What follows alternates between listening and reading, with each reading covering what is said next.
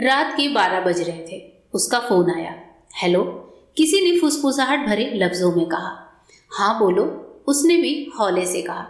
सब तैयारी हो गई क्या? सुबह 4 बजे की बस है।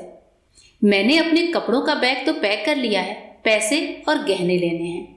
अपने सब डॉक्यूमेंट भी ले लेना। हो सकता है दोनों को नौकरी करनी पड़े, नया घर संसार जो बसाना है। ओके, मैं सब कुछ लेकर तुम्हें कॉल करती हूँ। उसने सबसे पहले माँ की अलमारी खोली और उसमें से गहनों का डिब्बा निकाला। अपने लिए बनवाया गया मंगलसूत्र बैग में डाला, अंगूठी और झुमके पहन लिए। चूड़ियों का डिब्बा उठाकर बैग में डाल रही थी कि माँ की तस्वीर नीचे गिर पड़ी।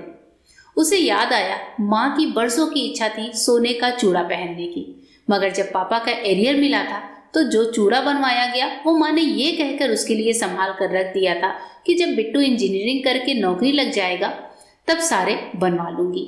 अभी तो तेरी शादी के लिए रख लेती हूँ, मेरी लाडो कितनी सुंदर लगेगी।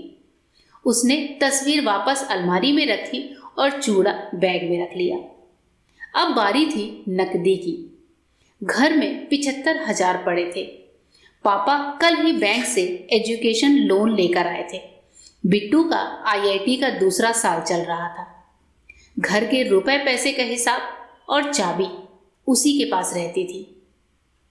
पापा हमेशा कहते हैं, जब ये पैदा हुई उससे पहले मैं स्टेशन पर कुली का काम करता था। जैसे ही ये पैदा हुई मेरी सरकारी नौकरी लग गई।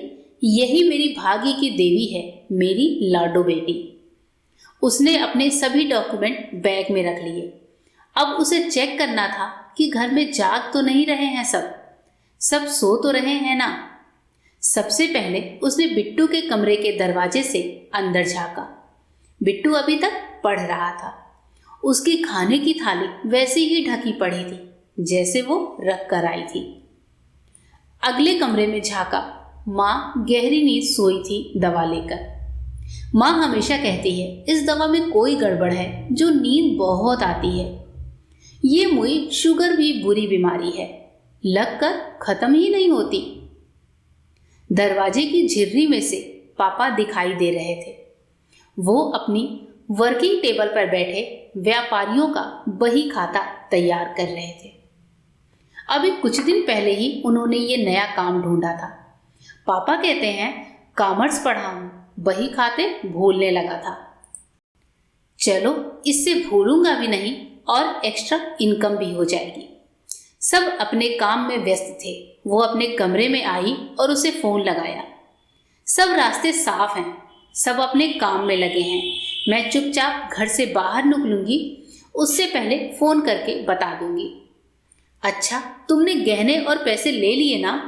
हाँ, ले लिए। तुम बार बार गहनों और पैसों का क्यों पूछ रहे हो? मैंने कहा ना ले लिए।